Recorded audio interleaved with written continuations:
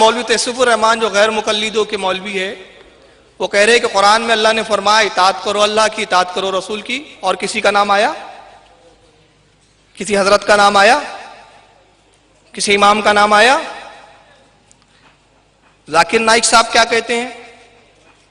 قرآن میں کہیں نہیں آیا ہے، وہ آپ ہی کی بمبئیا لینگویج میں بولا انہوں نے۔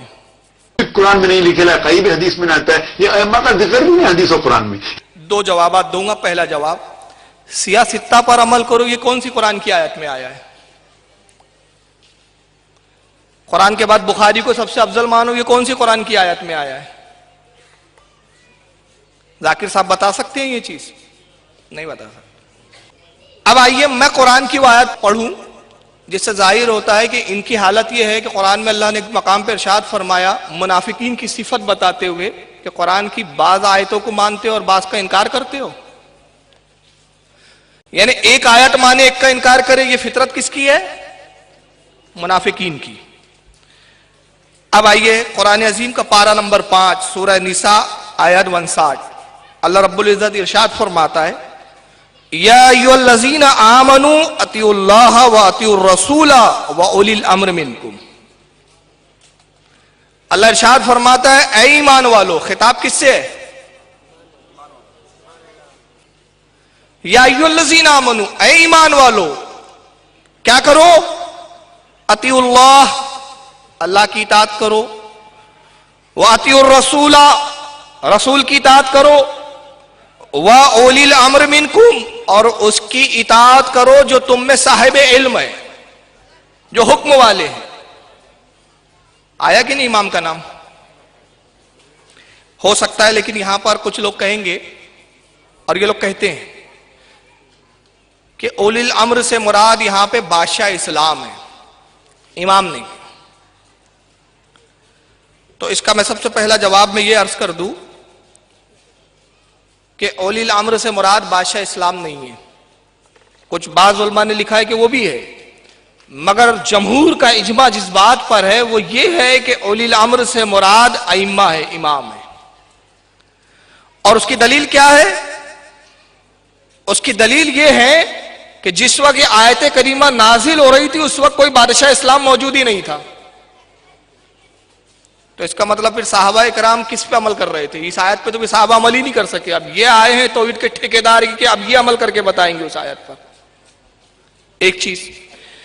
دوسری چیز کہ اللہ کے نبی صلی اللہ علیہ وسلم نے خلفائے راشدین کی تقلید کا حکم دیا۔ اب یہاں پر ایک بات میں عرض کرنا چاہتا ہوں، چلیے تھوڑے دیر کے لیے ہم ان کی بات مان لیتے ہیں کہ اولی الامر سے مراد یہاں بادشاہ اسلام ہے، یعنی قرآن نے کہا کہ وَأُولِي الْأَمْرِ مِنْكُمْ، اطاعت کرو بادشاہوں کی۔ تو سوال یہ پیدا ہو گیا کہ اگر بادشاہ کی بھی اطاعت کی جا رہی ہے تو تقلید تو تب بھی ثابت ہو گئی۔ مطلب اطاعت تو کرنا ہے نا کسی کی، اور اللہ رسول کے علاوہ ہے یہ اطاعت، اور تمہارے نزدیک اللہ رسول کے علاوہ کسی اور کی اطاعت کرنا ہی شرک اور کفر ہے۔ اگر بادشاہ اسلام کی بھی اطاعت کرنا ضروری ہے اور قرآن کی مراد یہاں بادشاہ اسلام ہے تو پھر یہاں تقلید تو ثابت ہو گئی اس سے بھی۔ اور ایک اہم بات یہ ہے کہ بادشاہ اسلام کو خود علماء کی ضرورت ہے، علماء کے مشورے اور علماء کے فتوے کے بغیر بادشاہ بھی کوئی کام نہیں کر سکتے۔ بادشاہ کو بھی اگر شرعی احکام نافذ کرنا ہے تو وہ علماء کے محتاج ہے۔ لہذا یہاں ثابت ہو جاتا ہے کہ اولی الامر سے مراد علماء ہیں، ائمہ اکرام ہیں، اس لیے کہ بادشاہ بھی ان کے محتاج ہے۔ آئیے اس کی دلیل میں ایک حدیث پیش کرتا ہوں، یہ ہے حاکم المستدرک، امام حاکم کی حدیث کی کتاب ہے، اور اس کا صفحہ نمبر جلد نمبر 1 صفحہ نمبر 199 حدیث نمبر 422۔ آئیے امام حاکم رضی اللہ تعالیٰ عنہ کیا نقل کرتے ہیں، یہ آپ کے سامنے ہے، پوری سند ہے، میں سند چھوڑ رہا ہوں۔ حدیث نمبر 422، حدثنا ابو زکریا یحییٰ بن محمد، یہ پوری سند ہے، یہاں تک کہ سند حضرت جابر بن عبداللہ انصاری رضی اللہ تعالیٰ عنہ تک پہنچاتے ہیں۔ کہتے ہیں ان جابر بن عبداللہ رضی اللہ تعالیٰ عنہ اطیعوا اللہ واطیعوا الرسول واولی الامر منکم قال اولی الفقہ والخیر۔ حضرت جابر بن عبداللہ انصاری رضی اللہ تعالیٰ عنہ کہتے ہیں کہ قرآن عظیم میں اللہ تعالیٰ نے جو ارشاد فرمایا کہ اے ایمان والو اطاعت کرو اللہ کی، اطاعت کرو رسول کی، اور ان کی جو تم میں حکم والے ہیں، وہ کہتے ہیں کہ اس سے مراد وہ علماء ہیں جو صاحب علم ہیں، فقہ کا علم رکھتے ہیں اور بھلائی والے ہیں۔ یعنی اس آیت میں کون مراد ہے؟ وہ کہہ رہے ہیں جو علم فقہ کے جاننے والے ہیں اور علم فقہ کے ساتھ ساتھ خیر کا علم رکھتے ہیں، وہ ائمہ اس آیت کریمہ سے مراد ہے۔ اس کے بعد حضرت امام حاکم لکھتے ھذا حدیث صحیح، یہ حدیث صحیح ہے، لہو شاہد، اس کی شاہد ہمیں نظر نہیں آئی، وہ تفسیر الصحابی عندہما مسند، اور کہتے ہیں کہ صحابی کی کوئی تفسیر، یعنی صحابی کسی آیت کی تفسیر بیان کرے تو امام بخاری اور امام مسلم دونوں کے نزدیک یہ مسند کا درجہ رکھتی ہے، یعنی عام تفاسیر سے اس کا درجہ بہت زیادہ ہو جاتا ہے۔ چنانچہ اس روایت سے صاف ثابت ہو جاتا ہے امام حاکم کی کہ اولی الامر سے مراد علماء ہے، ائمہ ہے۔ اسی حدیث کو تفسیر ابن جریر کے اندر امام ابن جریر نے جلد نمبر 5 صفحہ نمبر 88 پہ بھی نقل کیا ہے۔ اس وقت میرے ہاتھ میں سنن دارمی ہے، اس کی جلد نمبر 1 ہے اور صفحہ نمبر اس کا 17 ہے، 127 ہے اس کا صفحہ نمبر۔ چنانچہ امام دارمی رحمت اللہ تعالیٰ علیہ ایک باب قائم کرتے۔ امام دارمی کون ہیں؟ امام دارمی امام بخاری، امام مسلم اور امام ابو داؤد تینوں کے استاد ہیں، جلیل القدر وقت کے امام بخاری کے بھی استاد، امام مسلم کے بھی استاد، امام ابو داؤد کے بھی استاد۔ سنن دارمی انہوں نے بخاری سے بہت پہلے لکھی تھی اور ایک باب قائم کرتے ہیں، باب کا نام ہے الاقتداء بالعلماء، علماء کی پیروی کرنے کا بیان، اور اسی باب کے اندر وہ حدیث لاتے ہیں۔ ان عطا، یہ تابعی ہے، کہتے ہیں کہ حضرت امام عطا نے کہا اطیعوا اللہ واطیعوا الرسول واولی الامر منکم، اطاعت کرو اللہ کی، اطاعت کرو رسول کی اور ان کی جو تم میں حکم والے ہیں۔ قال اولی العلم والفقہ وطاعتہ الرسول اتباع الکتاب والسنہ، کہتے ہیں کہ اس آیت میں اولی الامر سے مراد امام ہے جو علم فقہ کے جاننے والے ہیں، اور کتاب و سنت سے مراد، کتاب سے مراد قرآن عظیم، اور اتباع کرو الرسول کی، اس سے مراد رسول اللہ کی سنت ہے۔ چنانچہ امام دارمی جیسا وقت کا محدث بھی اس آیت کی تشریح یہی کر رہا ہے جو امام بخاری کے استاد ہے، کہ اس آیت میں اولی الامر سے مراد علماء اور ائمہ ہیں۔ آئیے میں چوتھی آیت کریمہ تقلید کے ثبوت میں پیش کروں۔ پارہ نمبر 17 سورہ انبیاء آیت 7 میں اللہ رب العزت ارشاد فرماتا ہے فَاسْأَلُوا أَهْلَ الذِّكْرِ إِن كُنتُمْ لَا تَعْلَمُونَ، اے لوگو علم والوں سے پوچھو اگر تمہیں علم نہ ہو۔ اس آیت کے تعلق سے اب یہ کون ہے جن سے پوچھنے کا حکم دیا جا رہا ہے؟ یہ علماء اور ائمہ ہیں۔ چنانچہ تفسیر خازن کے اندر صاحب تفسیر خازن نقل کرتے فَاسْأَلُوا أَهْلَ الذِّكْرِ إِن كُنتُمْ لَا تَعْلَمُونَ فَاسْأَلُوا الْمُؤْمِنِينَ الْعَالَمِينَ مِنْ أَهْلِ الْقُرْآنِ۔ وہ کہتے ہیں کہ اللہ تعالیٰ نے قرآن عظیم میں جو ارشاد فرمایا کہ اے لوگوں علم والوں سے پوچھو اگر تمہیں علم نہ ہو، تو اس سے مراد وہ مومن ہے، وہ علماء ہیں جو قرآن کا سب سے زیادہ علم رکھتے ہیں۔ یہاں بھی تقلید کا حکم آیا ہے۔ آئیے میں آیتیں تو اور پڑھنا چاہتا تھا لیکن وقت کافی ہو رہا ہے، بس یہ آخری آیت سنا دیتا ہوں۔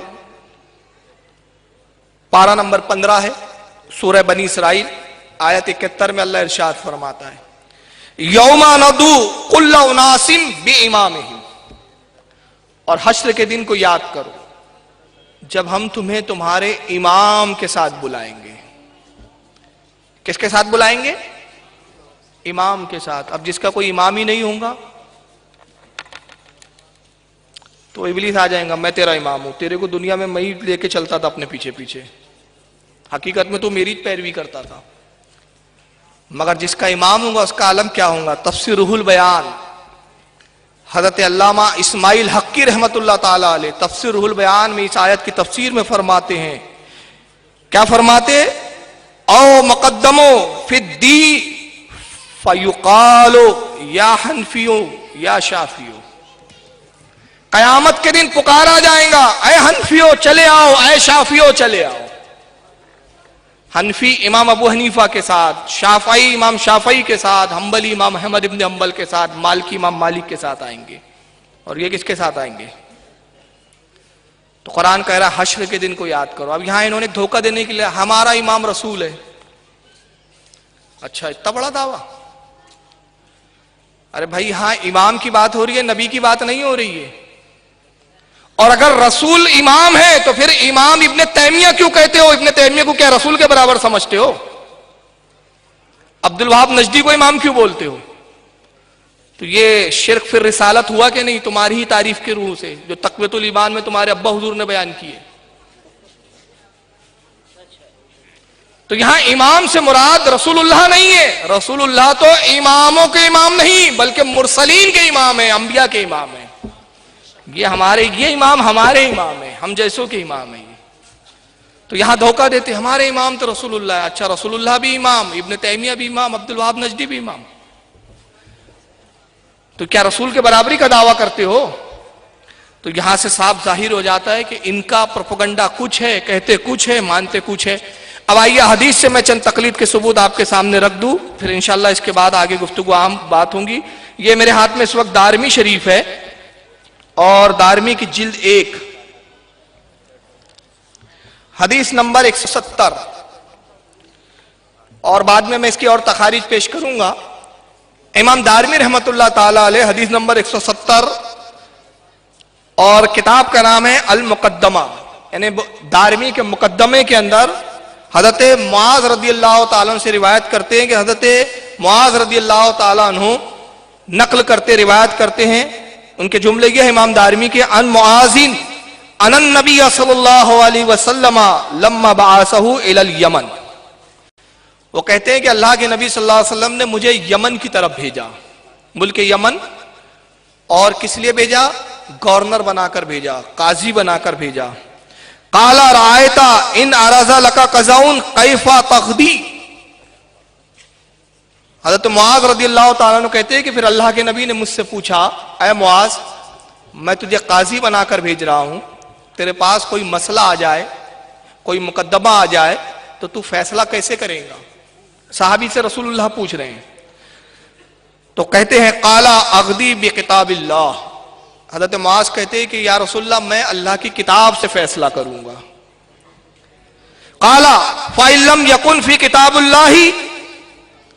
اے معاذ اگر تجھے وہ حکم کتاب میں نہ ملے، اللہ کی کتاب میں وہ حکم نہ پائے تو پھر کیسے فیصلہ کرے گا؟ قال فبسنت رسول اللہ صلی اللہ علیہ وسلم. حضرت معاذ نے کہا یا رسول اللہ میں آپ کی سنت میں اس کو تلاش کروں گا، آپ کی سنت سے میں فیصلہ کروں گا. قال فإن لم يكن في سنت رسول اللہ صلی اللہ علیہ وسلم. اللہ کے نبی نے فرمایا اے معاذ اگر تجھے وہ چیز میری سنت میں نظر نہ آئے، میری سنت میں تجھے نہ ملے، میری حدیث تیرے پاس کچھ نہ ہو، قال اجتہید رائی. تو اللہ کے نبی پھر میں اپنی رائے سے فیصلہ کروں گا، میں اپنے قیاس سے فیصلہ کروں گا. قال فضرب صدر. اللہ کے نبی صلی اللہ علیہ وسلم نے اپنے دست مبارک کو ان کے سینے پہ مارا مسرت میں. ثم قال. اور پھر اس کے بعد ارشاد فرمایا الحمدللہ الذی وفق رسول اللہ صلی اللہ علیہ وسلم لما یرضی رسولا. اللہ کا شکر ہے، تمام تعریف ہے اس اللہ کے لیے جس نے رسول اللہ کے قاصد کو وہ سمجھ اور بوجھ عطا فرمائی کہ اللہ کا رسول اس سے راضی ہو گیا ہے. اب ذرا اس حدیث پر غور کریں آپ.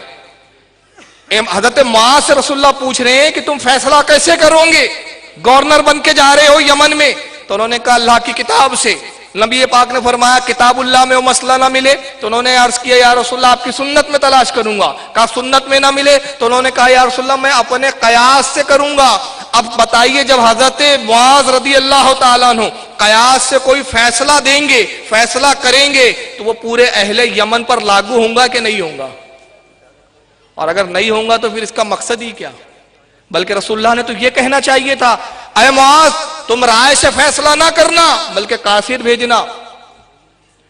پھر وہ فیصلے کے بارے میں قاصد مجھے بتائیں گا، میں اس کا جواب دوں گا، پھر تم اس کے مطابق فیصلہ کرنا.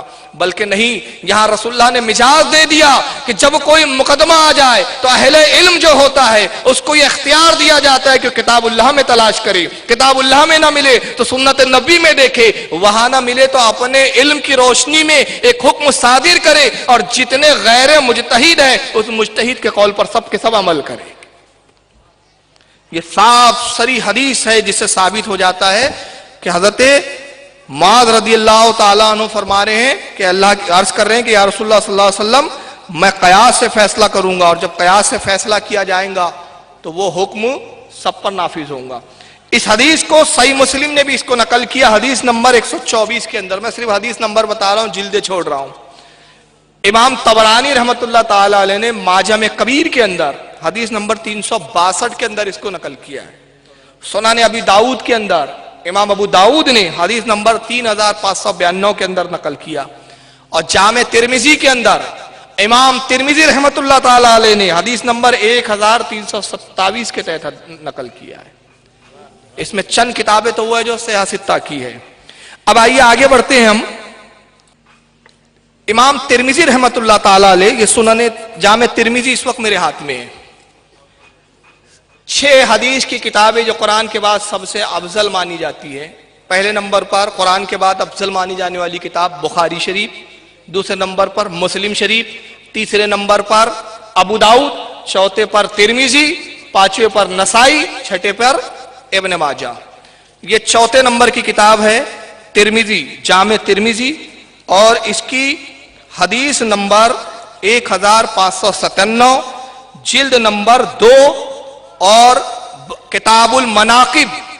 امام ترمذی کتاب المناقب میں باب مناقب ابی بکر صدیق رضی اللہ تعالیٰ عنہ کے تحت یہ حدیث لا رہے ہیں. سند میں چھوڑتا ہوں، حضرت حذیفہ رضی اللہ تعالیٰ عنہ سے اور روایت نقل کرتے ہیں پوری سند کے ساتھ. کہتے ہیں ان حذیفہ رضی اللہ تعالیٰ عنہ قال کننا جلوسا عند النبی صلی اللہ علیہ وسلم. حضرت ابو حذیفہ کہتے ہیں کہ ہم رسول اللہ صلی اللہ علیہ وسلم کے پاس ایک مرتبہ بیٹھے ہوئے تھے، سرکار کی خدمت میں حاضر تھے. فقال رسول اللہ صلی اللہ علیہ وسلم، اللہ کے نبی نے ارشاد فرمایا، انی لا ادری ما بقائی فیکم، اے لوگوں میں نہیں جانتا کہ میں تم میں کب تک موجود رہوں گا. اے لوگوں مجھے نہیں معلوم کہ میں تم میں کب تک رہوں گا. فاقتدوا بالذین من بعدی، اے لوگوں میرے بعد تم کس کی اطاعت کرو گے.